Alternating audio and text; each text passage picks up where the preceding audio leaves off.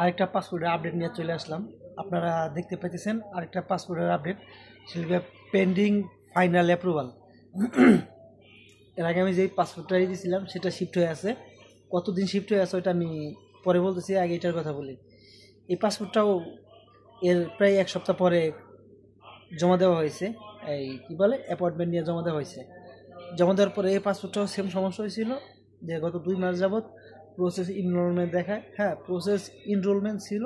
Complain করার পরে এই পাসপোর্টটাও ঠিক হয়ে গেছে, মানে ওর কাজটা খুব দ্রুত পর্যায়ক্রমে ওই পাসপোর্টটা যেভাবে যেভাবে স্টেপ বাই স্টেপ আসছে, এই পাসপোর্টটাও সেম ওইভাবেই স্টেপ বাই স্টেপ আছে।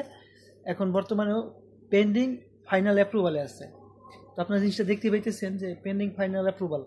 এরপরে পাসপোর্টটা শিফট হয়ে যাবে। শিফট হয়ে গেলেই পাসপোর্টটা পাইতে আমার সম্ভবত 20 থেকে 1 মাস লাগবো, হয় 20 দিন থেকে 30 দিন, এর ভিতরে পাসপোর্টটা আমরা হাতে পাওয়া যাব।